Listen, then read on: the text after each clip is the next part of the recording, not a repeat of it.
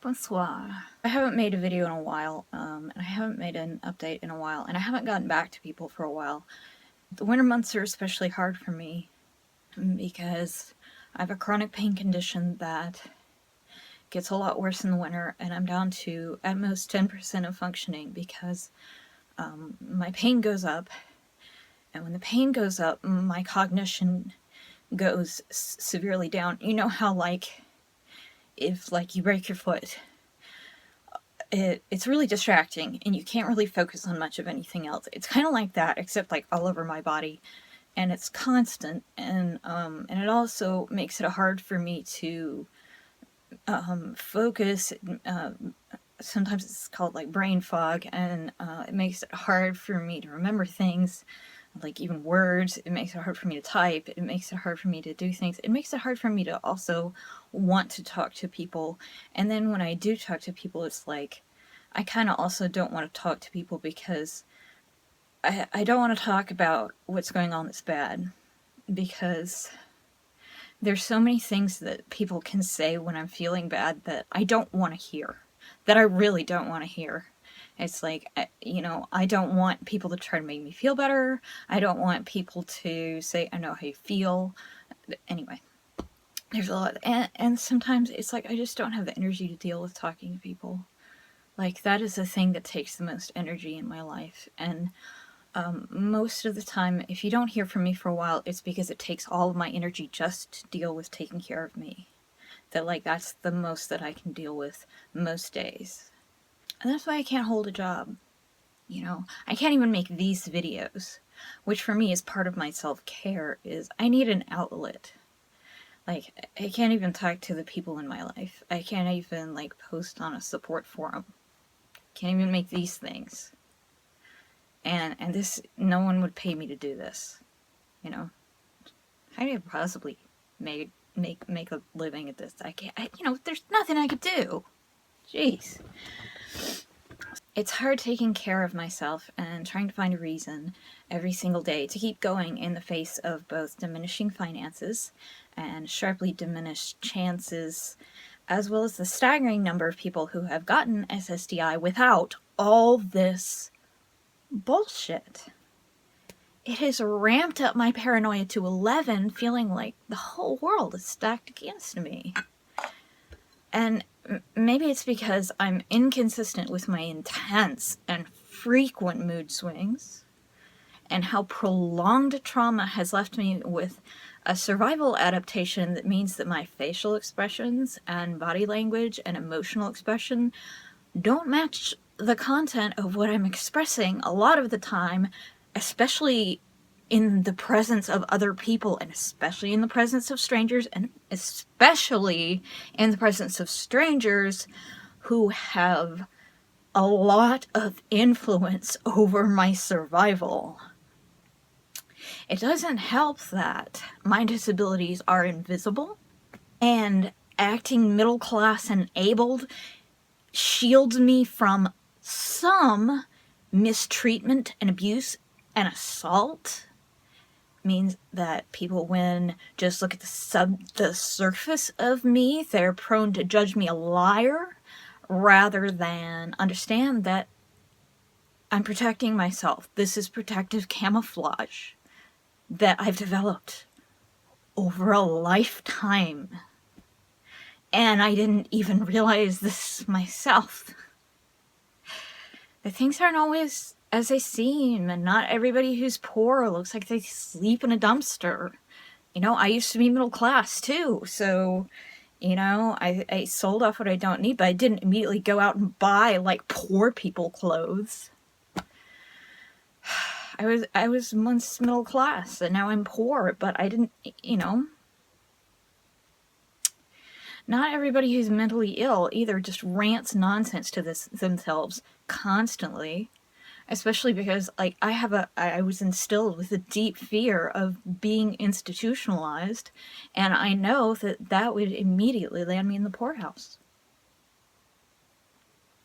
I have a huge survival instinct that, as it were, here, like I know enough to know, you know, don't start spouting Barrett Millennium Ham and Shrimp in front of the judge at my SSDI hearing. Or, you know, I might not only might I not get SSDI, I might get sent to the mental health hospital where they might lock me up and throw away the key, because I would absolutely lose my shit if I were locked up and like strapped down to a bed. I would never get out of there, and I wouldn't be able to pay for it. I don't have health insurance. And that would be it. That would be it for me. They would say, oh, well, she can't pay, throw her out. But then I can't pay for anything. I can't pay for my car. I can't pay for my medication. I can't pay for anything. That's it. Life is over for me. And then they, you know, start coming after me for the medical bills that I also can't pay. Anyway, it doesn't help that all in the process, I've heard that the Social Security Administration wants to prove me wrong. I've heard that from everybody. That it all depends on the judge's decision. A judge who doesn't have to live with the consequences, whose whims may be affected by any number of personal biases I can't do anything about, and neither can my advocate. My advocate even said, like, there are certain judges, it's like, I don't want to go in front of that judge. That's fucked up.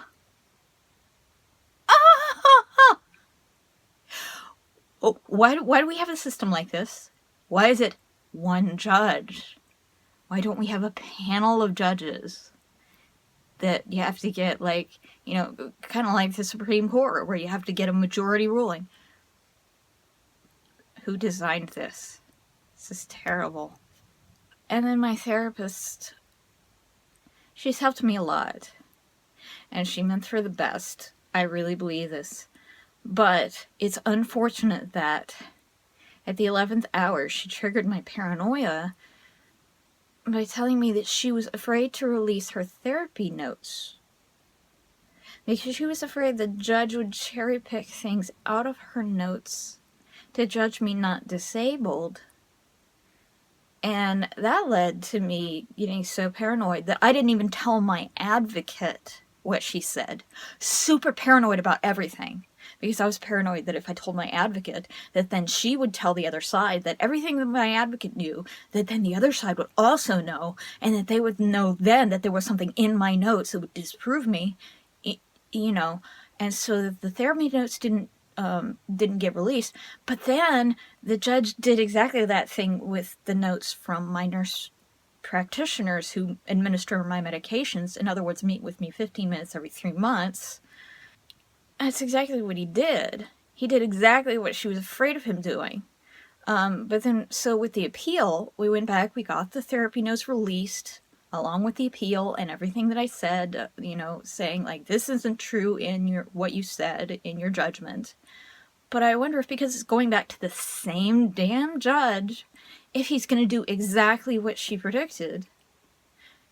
Go cherry pick through her notes and do the same thing, because as was told to me from multiple choices, from people who assisted clients to get representation and go through the system, to lawyers and advocates and social workers, to friends of disabled people who go through the system, it all depends on the judge. I wonder if he's going to do the same thing all over again, and the appeals council is going to throw it back to the judge. You know, in other words, the appeals council isn't going to decide whether I get SSDI. Is the same judges. You know, that's scary. So, for those of you who are out there wondering why, when someone else gets SSDI and I don't, because there are plenty of people who've said, like, well, I got SSDI and you didn't, why? It's the damn judge! That's why! It's the people presiding over my case. It's the doctors who looked at your stuff. It's the doctors who looked at my stuff. It's the decision of the individuals who look at your case. It's not because I don't qualify. It's for the same reason that, and I know most of the people in the world have had this, you know, like say you call customer service, or you go into a store and you talk to somebody in customer service and you get this one representative and they say, I'm sorry, there's nothing I can do. There's absolutely nothing I can do. And we're frustrated and you're angry and you know there's something they can do and you're absolutely positive, but then at the end you're really frustrated and it's like, oh God, there's got to be something you can do, and you're angry and you rant to somebody, and then you call back an hour later, you go back in the next day, you talk to somebody else, and they say, oh, sure, I can help you. And you spend 10 minutes. Not only do you get everything you want, the person is smiling, you also get a refund, and you get like a $25 gift card, and the manager comes out and says, I'm sorry you've been inconvenienced. The problem gets solved to your net benefit, and you walk away super pleased with your representative. That is why all of you people who've watched me and say, why did I get SSDI and she didn't? That's why. Except that every single time I'm getting the person who says, no, there's nothing I can do. Because there is more of the there's nothing I can do in the system than the, oh yes, absolutely I can help you. Because government workers, it's like the DMV or pretty much any government system. There's so much turnaround, and a lot of those people are underpaid and overworked and mean. Because they're underpaid and they're overworked and they hate their jobs, especially because they really don't understand their jobs, because there's new legislation all the time and they really don't understand anything. So anyway. But regardless, it's that customer service thing where you call back an hour later, you get a different representative, and they can help you, and the person before can't. But with the Social Security process of applying for disability, it takes years, and there really is, no matter what they'll tell you, no matter what other people will tell you, they really do try to rule out as many people as possible.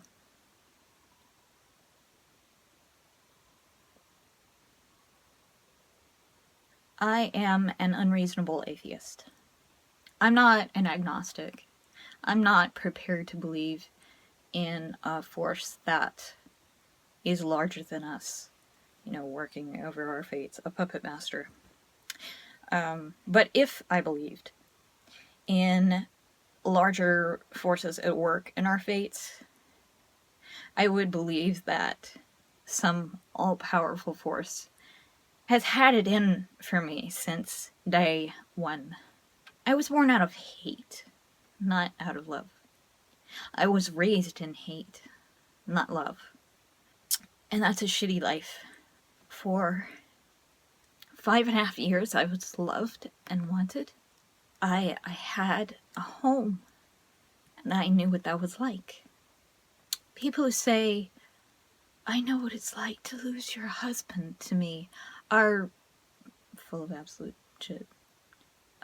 You don't know what it's like for me to lose my husband.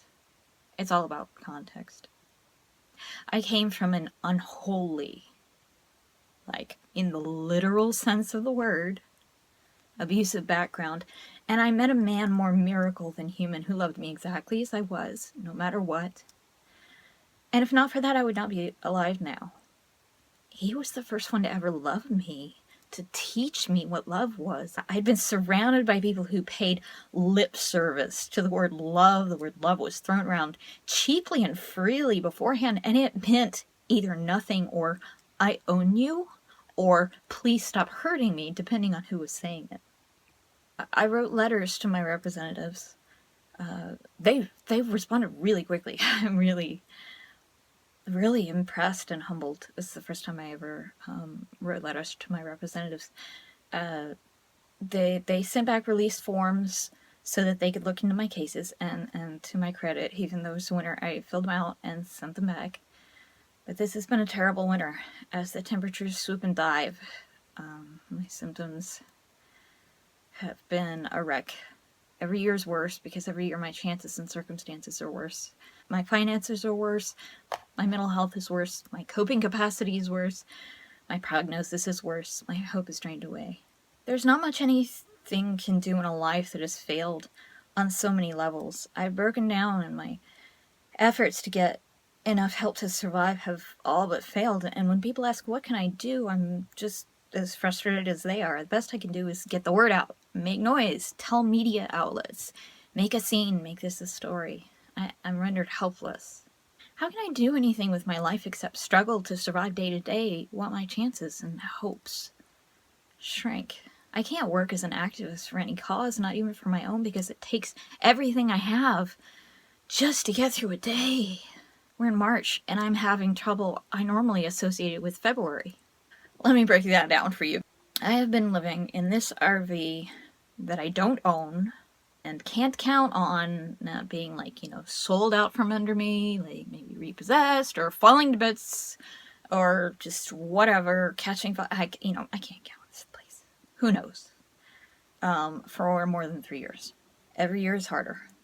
The first year, even before I got here, I had to pull off this massive cleaning and restoration because it had been abandoned 5 years to mold and mice and insects and the elements, and stuff had broken down. It's not airtight. A lot of things are broken to where it's either not financially or otherwise reasonable to fix, so I work around them. And every year more and more lights break. So, in the bathroom there are now like 5 lights broken that there's no way to fix them. So, it's just like, But there's so many lights in here because lights and mirrors are just things that they pack RVs full of to make them look bigger than they are. So it's not like I'm running out of lights, and there are lots of outlets. Although the power system is so anemic in here that if I want to, say, run the toaster, I have to turn off all the space heaters. Living here is a constant battle against mold and mice and things breaking down, and the fact that there is no insulation and no heat. So even if I have space heaters and they're running constantly, if it's below freezing outside, the temperature in here may be like 40 degrees, which is enough to keep me from freezing to death.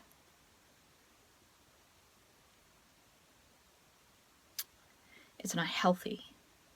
Anything stored underneath and not in watertight containers gets mold. Slugs sometimes crawl in through the ducts. So do mice. Sometimes anything leather, like shoes or jackets, even in the main cabin, get mold. So I don't like to think what that's doing for my health. That being said, this is the best of bad choices. Trust me. I would not be living here for 3 years if there was anything better. I have tried other things and they have been much, much worse. They have been nightmares that I am still traumatized from. I've had to live here 3 years. Most shelters have time limits, and most of all, most shelters have other people and don't have privacy and don't have locks around where you sleep and are unsafe places for disabled people, disabled women living alone who are prone to being sexually assaulted in their sleep, particularly by other people rendered desperate and possibly insane by living homeless. I've heard of people being murdered in local shelters, and plenty of stories of basically low-grade, mundane, legal mistreatment by staff of local shelters. But idiotic, privileged people persist in parroting, "Why don't you live in a shelter?" Because I like to sleep safe and unmolested and unraped and unmurdered at night and wake up alive and be able to take care of my disabilities. That's why. Why don't you live in a shelter? Advice is like cooking. You should try it before inflicting it on others. So it's the best of bad choices. But my disabilities get worse every year anyway, and since I can't work, the only money I have is what I get from selling off all I own that I can live without, and that's running out. So my finances are getting worse every year. My chances are getting worse with each denial of Social Security disability income. My hopes are getting worse. My mental illnesses are getting worse from living in the constant helpless and powerless trauma of this situation and not being able to do anything about it, which makes me angry, which also makes everything worse. And stress also. My chronic pain is getting worse from the stress and the anger and the powerlessness and just general of the situation. And the increasing anger at privileged people with their continual forgetting that I may look able-bodied and I may not look poor. Don't ever forget that I'm poor and disabled. Please don't ever forget when you're talking to me that I'm homeless. Just don't ever forget. Do I need to write it on my forehead? I hate having to tell people check your privilege over and over again, because then that makes me obnoxious. But at the same time, when privileged people continually don't think about it, it makes them obnoxious to me, and I don't like being around that. I have this increasing anger at privileged people, particularly, and this is more strangers, who their opening volley is their idiotic magic bullet cures and inability to check their privilege beforehand and recognize that they are unable to understand the difference between what they can imagine and what this actually feels like to live with day after day, year after year, moment after moment for me. And what my life has been like, and how tired I am of explaining this, and how frustrating it is to encounter their arrogant, I know everything, supposedly liberal, overeducated, closed-minded point of view that seeks to tell me about my experience and how to fix my problems without ever understanding one iota of my pain. Because it's uncomfortable for them to even hear about my pain, and they conflate that discomfort of hearing about my pain to the experience of my pain for me, and then project it onto me, and think that me not talking about my pain means that problem solved. Because for them, before they heard about the problem, there was no problem. But that's not how it ever was for me. In fact, me not talking about the problem worse. But that's a huge step in understanding. Understanding that the problem was the problem before you ever heard about the problem is a big step in understanding. Actually, it's a little tiny step, and it's a step usually that happens when you're like, you know, a toddler, but you gotta start somewhere, right? But the next huge step in understanding is to understand that when you go home and you forgot about everything, you're reading the mail, you're reading the paper, you're watching Netflix, you're having dinner, you're laughing, you're talking with your family, you're talking with your friends, you're reading your books, you're thinking about what you're going to be doing tomorrow, you're checking your calendar, you're doing whatever it is that you're doing. I'm home shivering, and I'm unable to sleep because there's no heat, and even with the space heaters running, lack of ventilation, it's leaking heat faster than the heaters can put the heat into the air, and because the electrical system is so bad, they're all running off the same electricity, and they're just overburdened, and it's like 40 degrees at best in here. The problem still exists for me. You're in this other world. You're able to forget. Hours on end, days on end, you're able to forget. You may never think of me again, but moment by moment, that problem is still happening for me until the moment I stop living. No matter where you are, no matter what you're thinking, no matter how you're feeling. Even if you, like, get in a car wreck tomorrow and all of a sudden your life is thrown into chaos and you have a problem. And then you wake up in the hospital and you're paraplegic and you are now disabled and you're now having to deal with the system, and all of a sudden, like, you find out that, like, for some reason you're having trouble getting Social Security disability, and, like, you're fighting with the system, and then you're making blogs and you're struggling with all this, and you realize, oh gosh, that one on the internet was right, the system is fucked up. And I'm still having my problem. And even if I'm not writing, talking, posting about it, if I'm still alive, this problem is still happening for me, no matter what. it's still there. That's the next step in understanding, is that your life goes on. The problem's still there. You can't just, there it's fixed. And if I'm not talking or posting about it, it's not because things are great. I'm in Disney World. I got an SSDI! It's because things are so bad that I can't. It's because I can barely take care of myself right now.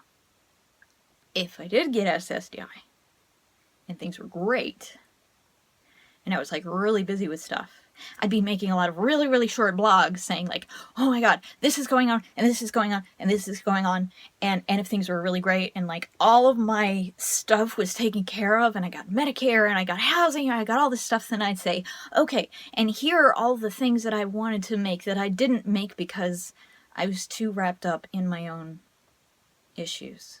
Here are all the other things that I care about. That's what I'd be posting about. February is usually the worst month for me, weather-wise.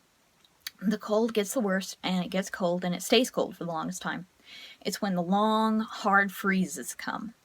It's when the sudden surprise warm snaps come, and then a sudden long, hard snow comes. And in between, with the sharp shift in temperature, the change in pressure from cold air to warm air to cold air, it causes the Coriolis effect, which is the change, the changes in pressure.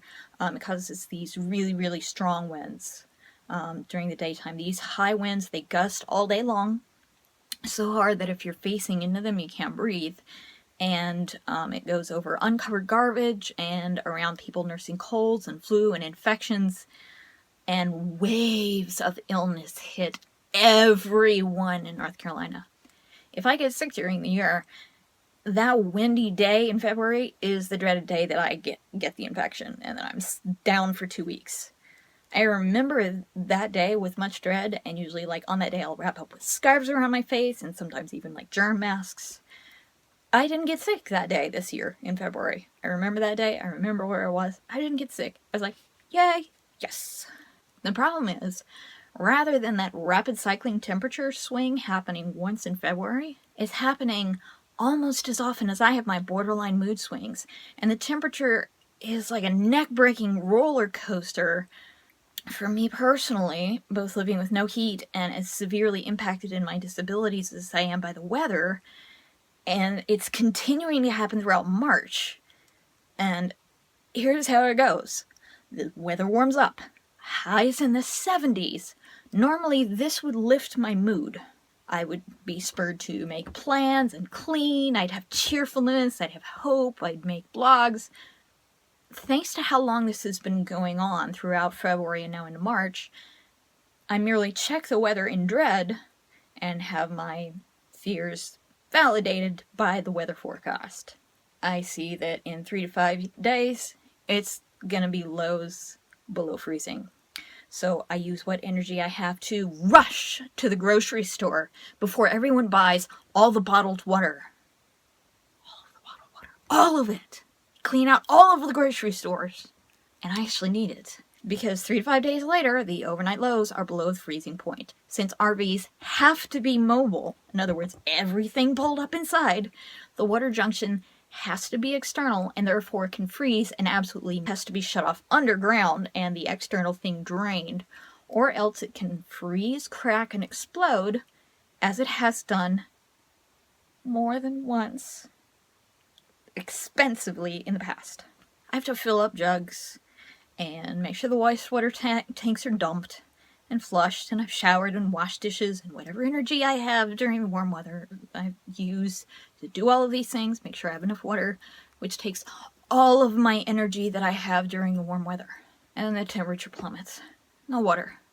Sometimes it sinks so rapidly and so suddenly that I just start shaking and I can't stop, which makes me hurt excruciatingly. But I can't do anything to stop it. Not even being wrapped up in bed under the electric blanket on top of the heating pad in advance. And if the weather changes and I'm not aware that it's going to happen, it can wake me up and I won't be able to get back to sleep at all night long. And sometimes it can keep me up for nights. of pain on end, and I can't do anything or think because I'm in so much pain, and there's no pain medication that can do anything. Of course, I can't afford any health insurance and don't qualify for Medicaid, and trust me on this, after 3 years of consulting with a vast number of dozens of social workers who work with people like me, I fall between the cracks of all the programs that should apply to anyone like me. And of course, my mood also drops. My cognition goes into a black hole. Sometimes I can barely think to the end of a sentence. When pain is all I know, I can't really think. My future is bleak. There's not really much to pull me out of the mud that is myself. There aren't tow trucks that service the deep pit of despair that is the rock bottom below rock bottom. I didn't think there was a rock bottom below how far down I'd gone. Seriously, people ask, where are you at? And I say, rock bottom. And I say, I'm here, I don't see you. And I say, that's just a false bottom. I've been there. I'm actually below that. And they say, no way. And I say, way. Just hope you never find out for yourself. And the cycle repeats. Up and down, up and down, up and down go the temperatures. And I can't actually feel that good on warm days. There's no medication or coping skill that works when I'm living day to day like this. I've run through everything that used to work and trying new things, and now I'm just shooting from the hip and making it up as I go and trying things that don't make any sense. Because usually at this point, what works is, for me personally, is something that makes no sense and isn't connected in any way to what's going on, that totally distracts me from everything, but not in such a way as to seem invalidating or shallow. And it's not anything that I can quantify, so it's not something that I can reverse engineer either. So it has to kind of like come straight out of left field. And it has to be 100% free, which rules out 99.99999% of what's available anyway, and it's hard to be creative when most of what little cognition is available to me is wrapped up in dealing with pain and survival day to day. If you think you know what this is like, back up. Even if you've been through something like this, I guarantee our lives are at least slightly different. The second best thing ever said to me after my husband died was from another widow, when she said, "My husband died. Do you think I know how you feel?" I said at that point, because so many people have said, "I know how you feel, my hamster died." I said, "Yes, I think you do know how I feel." And she said, "No, because I'm not you. My husband wasn't your husband. Our relationships and lives are and were different. No one can tell you they know how you feel. That's untrue and unfair. When they do, they're talking about themselves, not you." That was great. This is especially important for a lot of reasons I can't even get into now about my husband in the context of my upbringing, which I mentioned earlier. Again, I can't even go there. Anyway, what she said is a really important thing. Empathy is feeling into, and sympathy is feeling with. Knowing how someone feels is different than listening to someone tell you how they feel.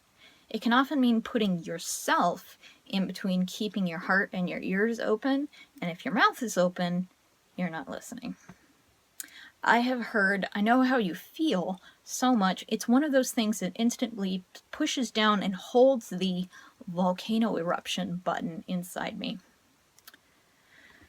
Oh, I can't be an activist for anyone but myself right now. Most days I can't even be an activist for myself and make noise. I'm all noised out. My therapist is funded by the state, and my disability advocate is working only for a percentage of the payout if I win my case. And mostly they don't have the time and energy to be other than heroic witnesses while I lie here and breathe, and they do, my therapist does the best to advise me. My only hope for help is that if you happen to be watching this, are upset and want to help, and actually, have some extra breath, make some noise, find others who have extra noise they can make. I know noise is in short supply in the 1,000-mile stare and eggshell ballet of 2017 and any years that follow, if there are some. I don't even have the energy to squeak my own wheel most of the time. I'm nearing the end of my squeak. If you know any advocate or activist or watchdog organizations that help people like me, tell them about me. Or tell your friends, or tell the staff of Last Week Tonight with John Oliver, or The Daily Show with Trevor Noah. Although the gods know they have more than enough stuff to talk about and make lots of noise about. Or people who have in the past drawn attention to people in ridiculous situations like mine. Or young and hungry journalists and news people looking for a story, as if they don't have enough already, assuming they're not extinct. And the more attention that is paid to people like me, the more it puts spotlight on organizations and people who are screwing me over, me and others like me. The more it sheds light on the fact that the systems that we think are there to help people who are disabled, which any one of us could become at any time for any number of reasons, are screwing up and killing us slowly, the better the future might be for the worst off of us, which, as I said, could be any one of us at any time, and may eventually be all of us if we're not, instantly killed by whatever kills us. I think many of our lives, those of us who are disabled, could be so much more than just fighting for them. I think many of us have so much that we could say about living well simply, and living with pain and suffering without being consumed by it, if only given the chance to live at all and to be heard, and the experience of pain itself. A friend of mine gave me these pictures by artist Frida Kahlo, who found through the medium of art a way of expressing excruciating, lifelong physical pain that words itself could not do justice. You couldn't, although I could easily imagine a lot of the people who come up to me and say, "I know how you feel," doing the same thing to her. People like me are permanently shut up and shut down, even artistically, and exhausted, our souls and creativity murdered, by having to spend every spare breath fighting for the right to breathe and get medical care to go on breathing.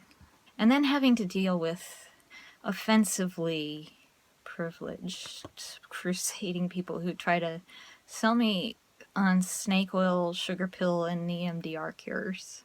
You're right to fear our anger at your belittling of our pain just because you think these magic bullet instant cures make our problems go away. Make a whole lifetime of child abuse and all its resultant developmental problems go away. And if you don't fear our anger, you really should, because it knows no bounds.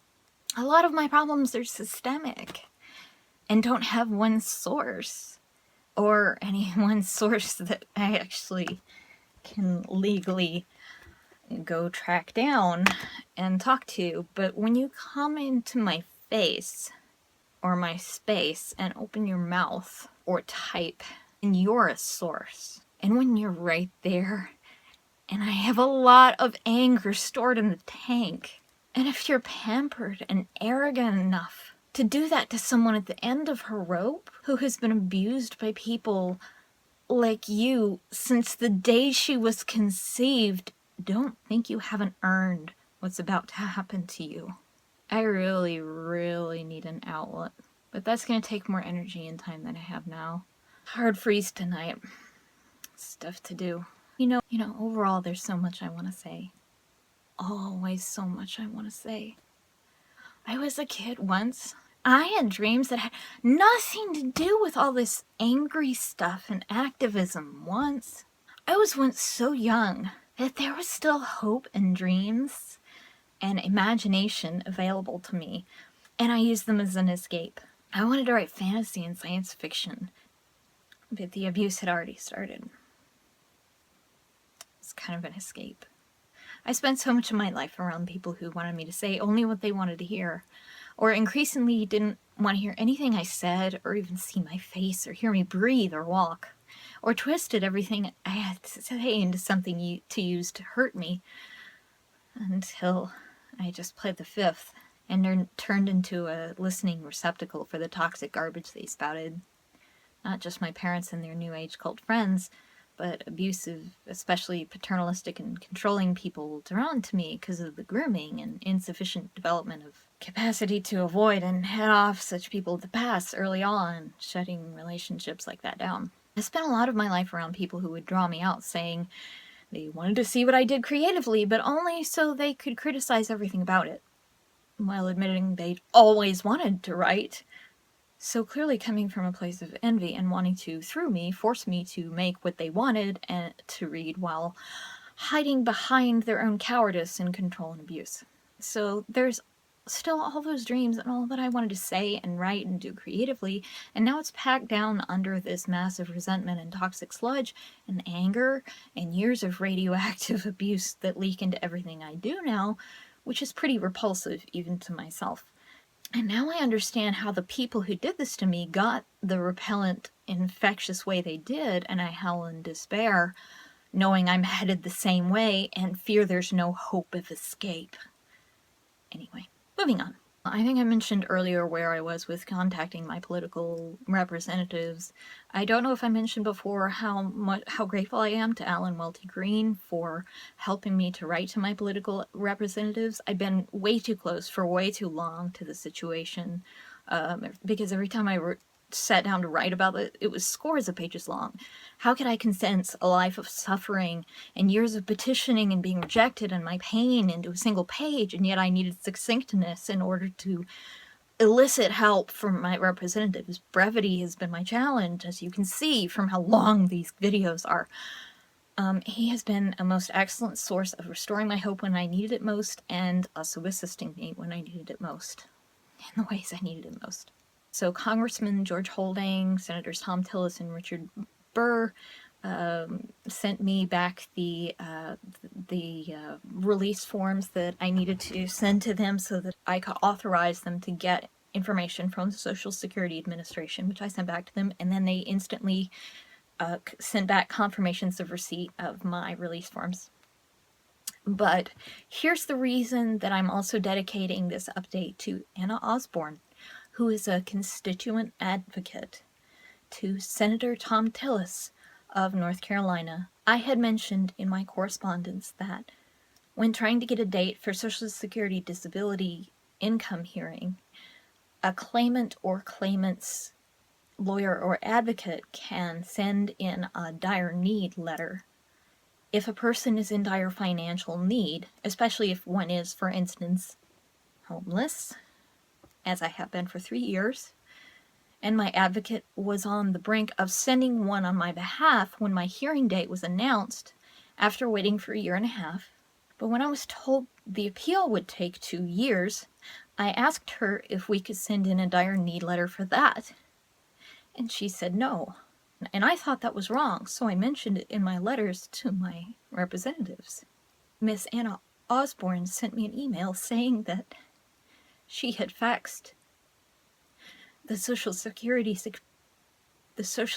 Appeals Council an inquiries requesting dire need for my case due to the fact that I am homeless. She said it will still take some time, but that she will still follow up with them every 30 to 60 days for an update. Will she follow up? Will that change anything? Is this false optimism in the face of a life of cynicism? 36 years of disappointment, betrayal, broken promises, and Dante-like descent into discovery of the alarming amount of lies to children that the privileged still hold onto like rotting security blanket infrastructure in the state of adulthood that periodically collapse in ways that shake the upper classes as well, while those underneath have to live in constant misery. Do I even dare to hope? Wouldn't that jinx it? Shh, brain, shh. Right now, I have a moment moment of hope brought to me by Anna Osborne. Didn't even have to clap or believe in her. She believed in me. She doesn't even know me. Maybe that's why. I'm the kind of person that quickly depreciates on further inspection. A varnished heart, all termites inside, an extremely nasty fighter with grudges older than the sun's core. The kind of person that, given the right encouragement, could have been a stalker. Thank you, Mr. Alan Welty-Green, who does actually know me and yet shows no signs of fleeing for safety. And Miss Anna Osborne, for this moment, I'm still breathing. Thank you for watching. Stay warm tonight.